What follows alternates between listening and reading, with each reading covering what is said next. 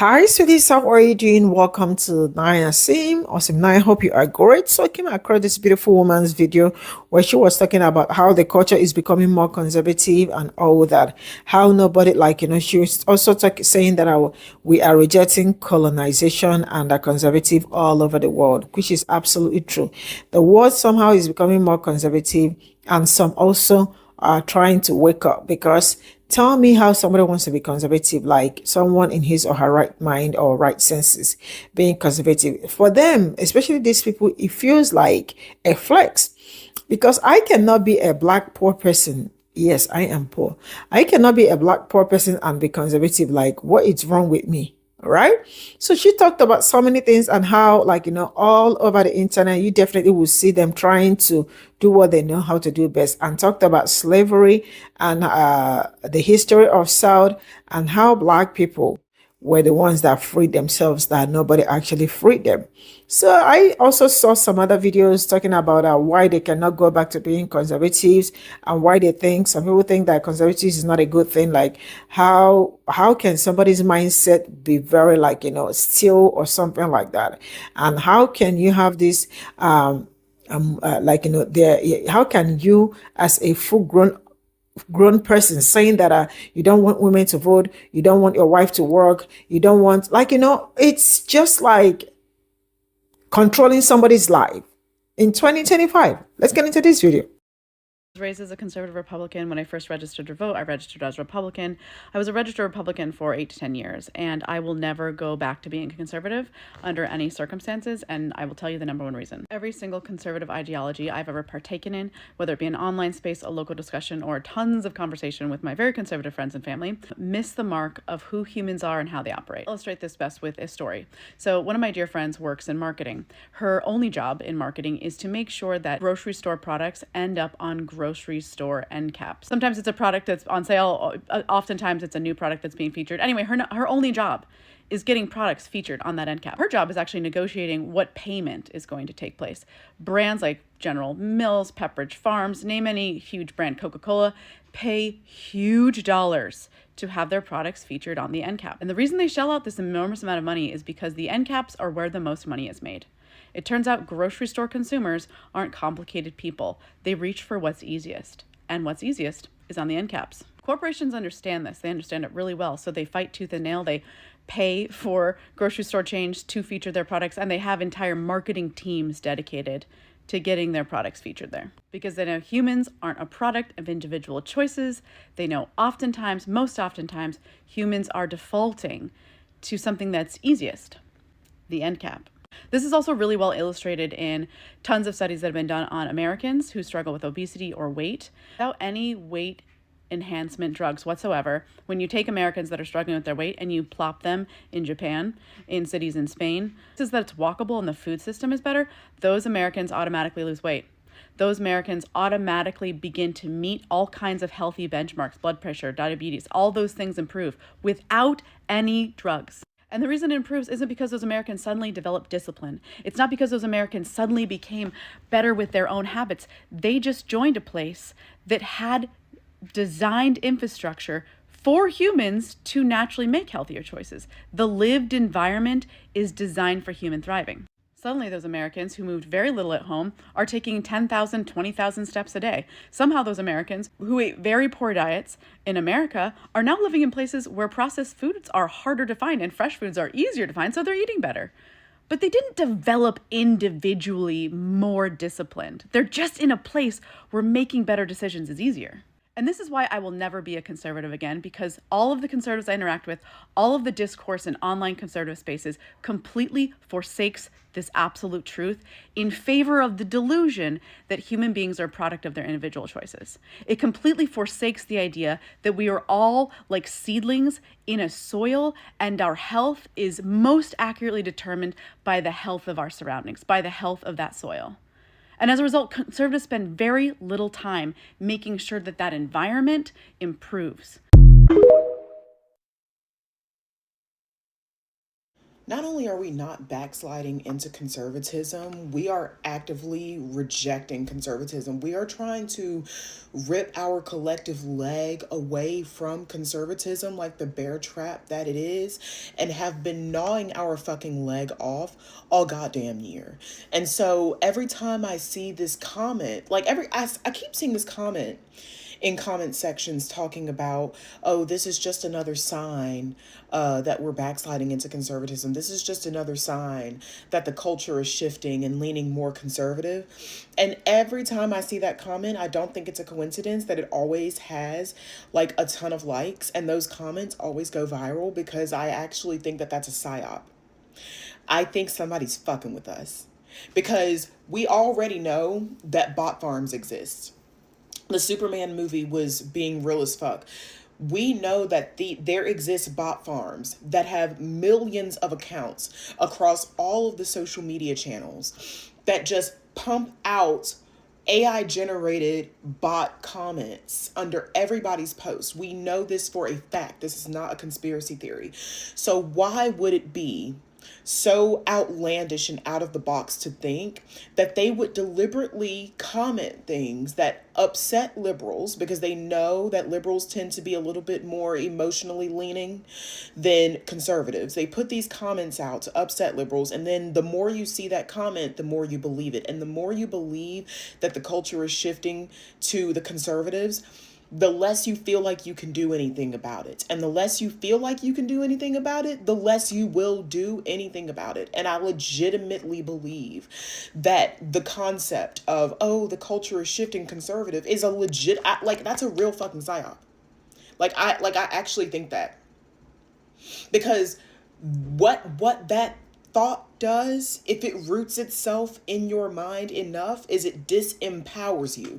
Oh, well, if the whole culture is shifting, what can little old me do about it? But see, there's a lot that little old you can do about it. This country has a history of average, everyday people becoming these larger than life figures just because they had something to say, just because they saw a vision of the way that the world really should work, and they did not give up and say, oh, well, if the whole culture's shifting, then what can I do about it? And that's why I love reading this book so much, is because it reminds me that, you know, this country, the American people, have a documented famous history of resisting oppressive powers and like resisting authoritarian takeovers. It's so inspiring to me to know that there were so many people in the 1800s, like 1859, 1861, black freedmen, white people, enslaved black people, women, who were fighting tooth and nail to upend the institution of chattel slavery so that no person would ever be put in chains again. And if they can find the courage to do that in the mid-19th century with no technology, with no support, with bounty hunters and overseers and dogs literally hunting them through the woods. Like, that's how intense it was. If they can do that, then for the love of God, we can do this. We can overthrow this regime. We can make it to see a better day in America. We can do so much. And I just want to give you some examples of people who did so much. There was a man named David Walker, and in 1820, and he was the son of a slave, but he was born free in North Carolina. But in 1829, he moved to Boston, where he sold old clothes. So he basically owned a thrift shop. And he wrote this pamphlet called Walker's Appeal that infuriated Southern slaveholders, to the point where they put a $10,000 bounty on his head for anyone who would bring him alive, and a $1,000 reward to anyone who would kill him. And basically, in this pamphlet, he was eating white people up. So, of course, you know, they hated that. And he said that there was no slavery in history, even that of the Israelites in Egypt, worse than the slavery of the black man in America, which is true. Chattel slavery was uniquely brutal and severe. He said, quote, "Show me a page of history, either sacred or profane, on which a verse can be found which maintains that the Egyptians heaped the insupportable insult upon the children of Israel by telling them that they were not of the human family." Basically, show me a single page in history where anywhere else in the world slaves were told that they weren't even human beings. Because even in the old world, they knew that slaves were humans. But in America, they took away their humanity. Like that's a different level of hatred that we had not seen in this world before. He also went on to say that he wouldn't give a pinch of snuff to be married to any white person he ever saw in all the days of his life. So he was also urging black people to fight for freedom, basically saying, "God has been pleased to give us 2 eyes, 2 hands, 2 feet, and some sense in our heads as well as they. They have no more right to hold us in slavery than we have to hold them. Our sufferings will come to an end, in spite of all the Americans this side of eternity. Then we will want all the learning and talents among ourselves and perhaps more to govern ourselves. Every dog must have his day, and America's is coming to an end." The next year, he was found dead in front of his shop. Those were the stakes. Those were the risks that people took to speak up. I don't think that we really have a right to say that we're scared today. At least I don't. As a black woman, I don't have a right to say that I'm scared today based on what my ancestors went through and hell, what my grandmother went through 70 years ago. But that's just one black American hero. I have a lot to get through and I'm really, really trying to keep my videos shorter. So lock in, we're going to fly through this. So a couple of parts back, we talked about the Mexican-American War and how it's basically just a war from, like, America attacked Mexico because we wanted Mexico's territories, which are now modern day California, Utah, Nevada, and other states. Go back and watch the former parts. So after the Mexican-American War, they passed the Fugitive Slave Act in 1850, which was a concession to the southern states, basically trying to keep them happy because the territories that we gained after the Mexican-American War were non-slave states. So in order to make it up to the South, they passed the Fugitive Slave Act, which made it easy for slave owners to recapture ex-slaves or simply just pick up black people that they claimed had run away. So they could go into the North and just kidnap black people ad nauseum, just to make up for the fact that they couldn't expand slavery into the Mexican territories.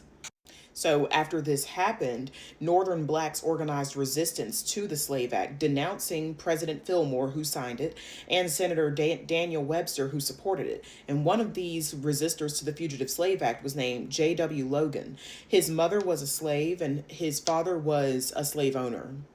Okay, so product of rape, right? And he escaped to freedom on his master's horse, went to college, and was now a minister in Syracuse, New York.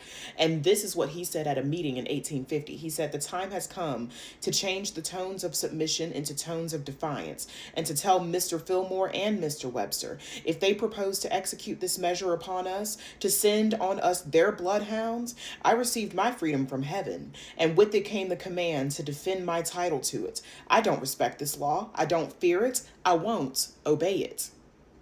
It outlaws me, and I outlaw it. I will not live a slave, and if force is employed to re-enslave me, I shall make preparations to meet the crisis as becomes a man. Your decision tonight in favor of resistance will give vent to the spirit of liberty, and it will break the bands of party and shout for joy all over the North. Heaven knows that this act of noble daring will break out somewhere, and may God grant that Syracuse be the honored spot where it shall send an earthquake voice through the land." He was basically urging them not to enforce the Fugitive Slave Act in Syracuse, New York.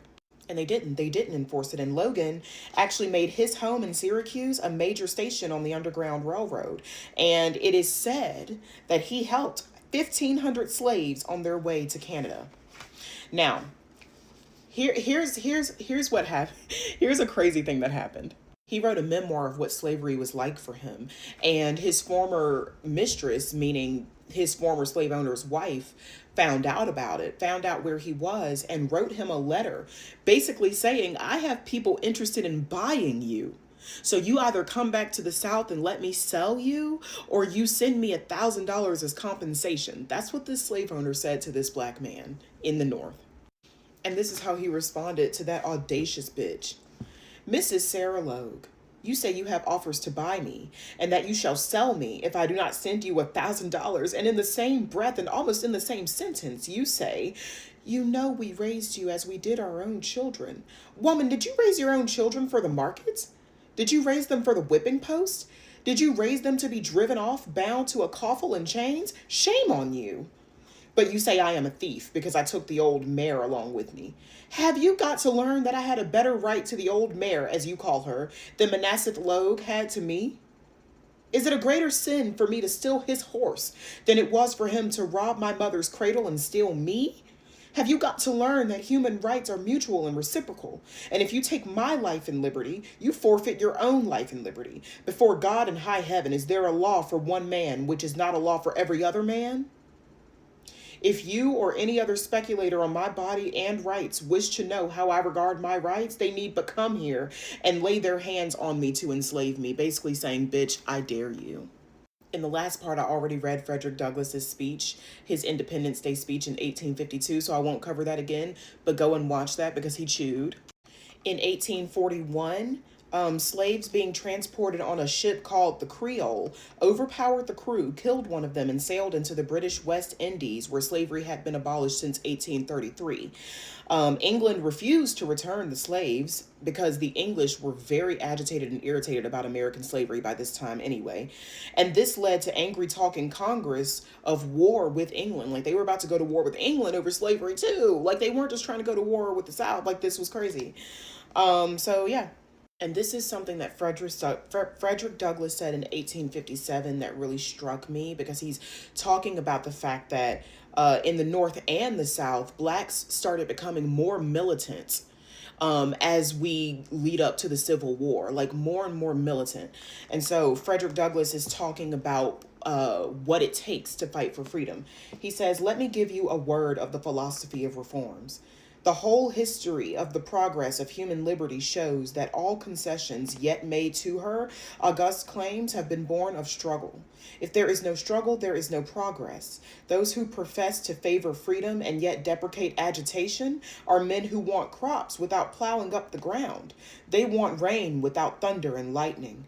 They want the ocean without the awful roar of its many waters. The struggle may be a moral one, or it may be a physical one, or it may be both moral and physical, but it must be a struggle. Power concedes nothing without a demand. It never did, and it never will. Black people were more militant than white abolitionists, of course, and black people were more willing to take up arms and engage in armed insurrection against slave owners and slaveholders, whereas white abolitionists wanted to just apply moral pressure.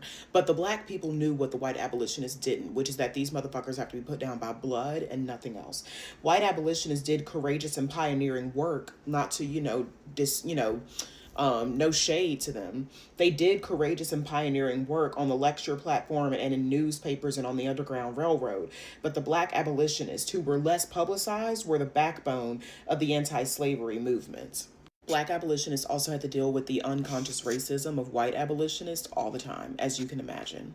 And black women faced the triple hurdle, or the triple minority. Not only were they abolitionists in a slave-owning society, they were black among white people, but they were also women among a Reformation movement that was dominated by men. And when Sojourner Truth spoke at the Fourth National Women's Rights Convention in New York City in 1853, there was a hostile mob in the hall jeering and shouting at her.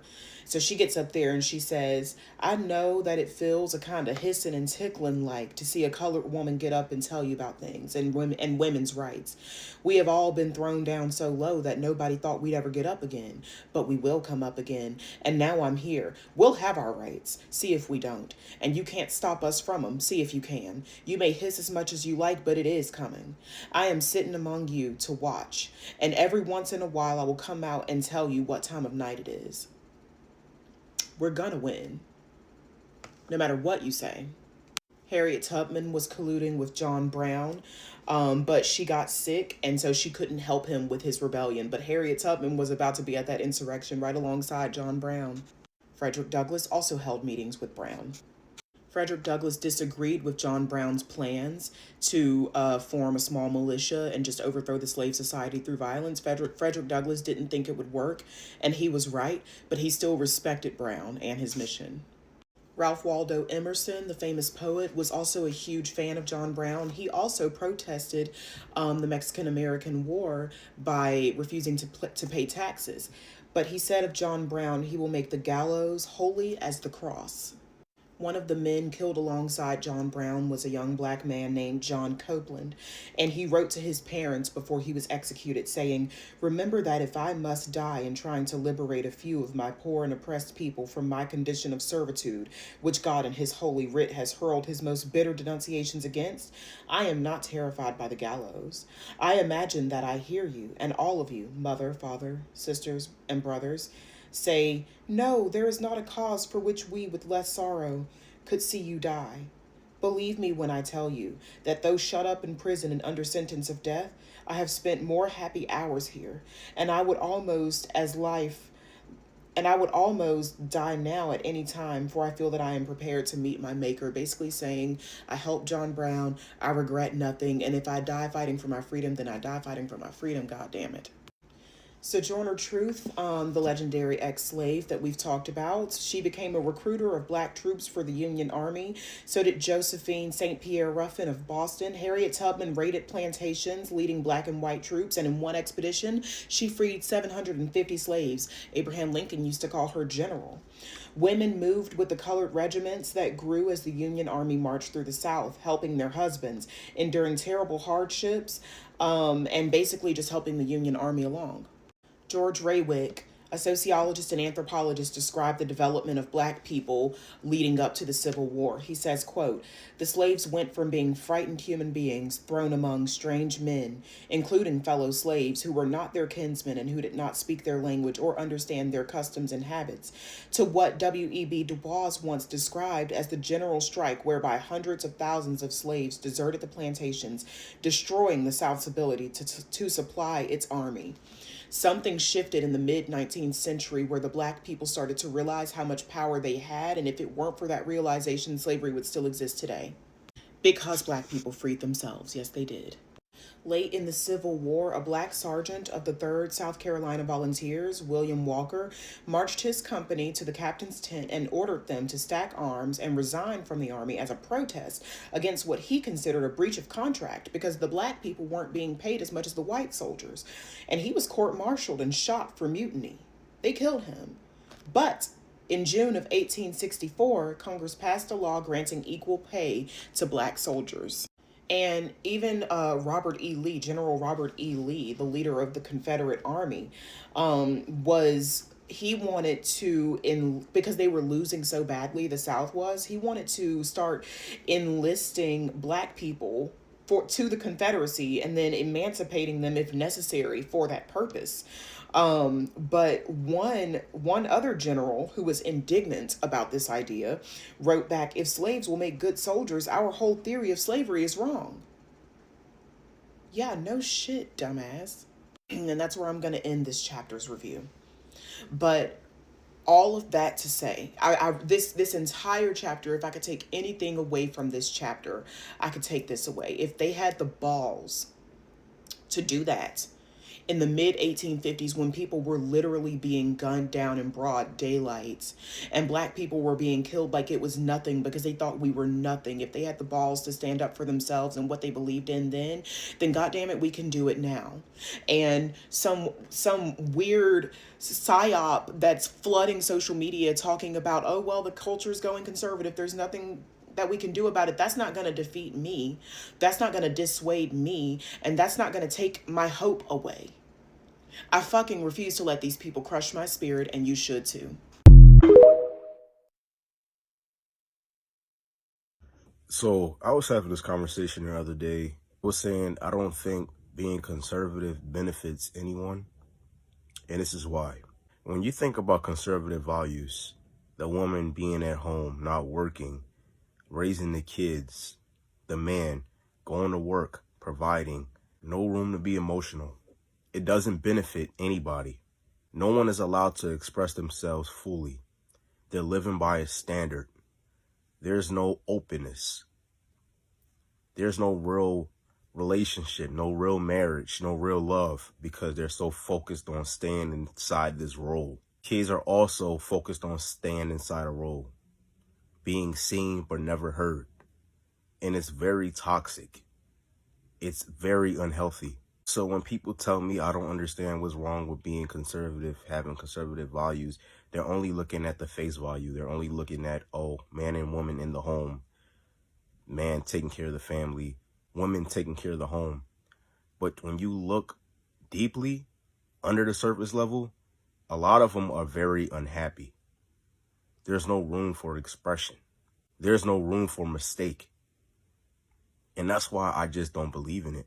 I believe in having a happy home where everybody can express themselves. This is Alaga from this video. I love this lady so much. I love how she said that black slaves were, black people were the ones that freed themselves, that nobody freed them. And that is true. I've been following her teaching and all that, like, some of the books she reads and all that, and she comes out, like, she does it amazingly with the interpretation and the explanation also. And one thing I'm going to say is that I like what she said about conservatives and all that, and how they are, like, how everywhere you go, especially online, I am sure majority, I have brought some videos about what they do, what they started doing recently with AI, and making everything look conservative, and trying to also make black people look bad and all that, and also framing them up. It's another one. Excuse me, I am trying to find something about the book. Okay, yeah. Okay, she said that the culture is becoming more conservative, and yeah, which is true. Everything, everywhere, everything you do, like you I don't know, but I feel like, the conservative wants everybody to be conservative. Man, I cannot have your kind of thinking. You cannot, and it looks like some of them cannot also have my kind of thinking. Why? Because, like, we are not on the same level. I have human sympathy. I am a better person. Like, I feel, I know that people are going through, but them do not have all that. Everything about their brain, they think straight. They don't, they just think straight, forward, like straight up. They don't, like, think side or left, right, center, and all that, because that is how human beings should think. And all the things, like, their teaching is not great. They don't have great teaching, because majority of their teaching is like, how the other person that is not of the same color with you does not belong, or how you are the only one that belong, or you are the only one that is supposed to be at the top, at the hierarchy and all that. You are the center of the universe, right? They are teaching everything about them sucks, on a serious note. And they keep saying that they are the ones that knows God, that know God and all, but they don't know God, right? Their Christianity is just all fake. Yeah. So literally everything about them, their way of thinking, like, how do you tell me that a woman should stay at home and not go to work? A woman shouldn't vote. Who does that? Like, who does that? So all this, I concur with all she said. I really concur. And a very big shout out to her. I would rather go in here. Bye for now.